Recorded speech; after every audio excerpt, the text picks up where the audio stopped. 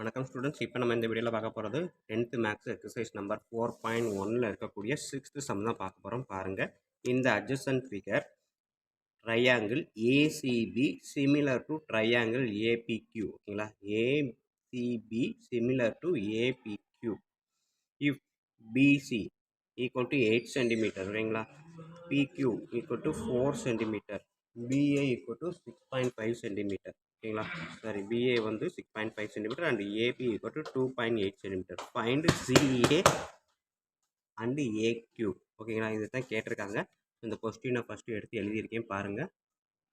Okay students, video பார்க்குறதுக்கு முன்னாடி நம்ம சேனலை வரைக்கும் சப்ஸ்கிரைப் பண்ணாமல் இருந்தீங்கன்னா தயவுசெய்து சப்ஸ்கிரைப் பண்ணிருங்க. அப்படியே பக்கத்தில் பெல் ஐக்கன் இருக்கும், அதை கிளிக் பண்ணிடுங்க. ஓகேங்களா, ஸோ இப்போ அவன் கொடுத்துருக்க கொஸ்டின், இந்த படத்தை அப்படியே வரைஞ்சாச்சு, அங்கங்கே டைமென்ஷன் எல்லாம் நோட் பண்ணியாச்சு. இது போக வேறு என்ன கொடுத்துருக்கான் அப்படின்னா ட்ரையாங்கிள் ஏசிபி. ஓகேங்களா, சிமிலர் டு ட்ரையாங்கிள் ஏபிக்யூ. ஓகேங்களா, ஏபிக்யூ. ஸோ இது அவன் கொடுத்துருக்க முக்கியமான ஸ்டேட்டஸ். இது சிமிலர் அப்படின்னு சொல்லிட்டான். ஸோ சிமிலர் அப்படின்னாலே என்னது, நமக்கு ratio of the corresponding sides are equal அப்படின்றது நம்மளுக்கு தெரியும். ஓகேங்களா, ஸோ அப்போ அதான் நான் இங்கே அப்ளை பண்ண போகிறேன். இப்போ பார்த்தீங்க அப்படின்னா கரஸ்பாண்டிங் சைட்ஸ் ஃபஸ்ட்டு நான் வந்து பிசி எடுத்தேன் அப்படின்னா இதோட கரஸ்பாண்டிங் சைட்ஸ் இது தான். ஓகேங்களா, ஸோ அப்போ PC divided by PQ. Then next என்ன எடுக்கலாம் அப்படின்னு பார்த்தீங்கன்னா கரஸ்பாண்டிங் சைடு பிஏ எடுக்கிறேன். ஸோ பிஏ எடுத்தேன் அப்படின்னா கரஸ்பாண்டிங் சைடு இது வருமா? நல்லா யோசிச்சிங்க அப்படின்னா பார்த்தீங்கன்னா இங்கே தெரியும், இங்கே இருக்கக்கூடியது 4ன்னா இங்கே இருக்கக்கூடியது 8. ஸோ இதோட டபுள் தான் இங்கே, அப்போ இதோட டபுள் தான் இதாக இருக்கணும்.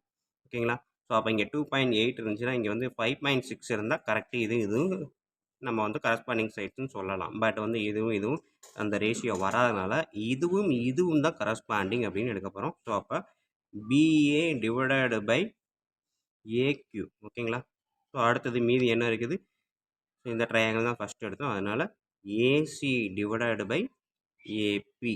ஓகேங்களா ஸ்டூடெண்ட், ஸோ வீடியோ புரியலை, இது ஏதாவது டவுட்டாக குழப்பமாக இருந்துச்சு அப்படின்னா மறுபடியும் ஃபஸ்ட்லேருந்து ஓட்டி பாருங்கள்.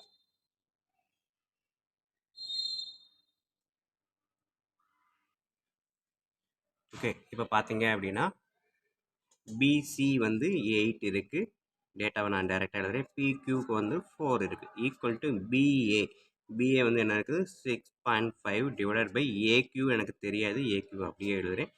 ஏசி தெரியாது, அதனால் ஏசி அப்படியே எழுதுகிறேன். ஏபி, ஸோ ஏபி எவ்வளோ இருக்குது 2.8. ஓகேங்களா, ஸோ கொடுத்துருக்க டேட்டாவை எல்லாத்தையும் எழுதிட்டேன். எனக்கு என்ன கேட்டிருக்காங்க அப்படின்னு பார்த்தீங்கன்னா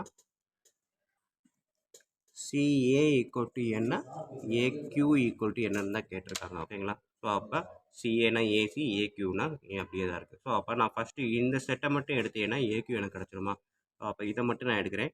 என்னது 8 ஏக்யூ ஈக்குவல் டு இந்த 4 இதையும் மல்டிபிள் பண்ணுங்கள், 4 × 6.5. ஓகேங்களா, ஸோ அப்போ 4 × 6.5, 4 6 ஆர் 24, அது ஒரு 28ன்னு வரும். இதை மல்டிபிள் பண்ணால் 28 ஏக்யூ. ஓகேங்களா, ஸோ 8 ஏக்யூ ஈக்குவல் டு இது, அப்போ ஏக்யூ மட்டும் அந்த 8 இந்த சைடு வரும்போது டிவைடட் பை 8 அப்படின்னு வரும். கட் பண்ணேன் அப்படின்னா 4ஆல் கட் பண்ணி பாருங்கள், இல்லை 8ஆலேயே கூட கட் பண்ணுங்கள்.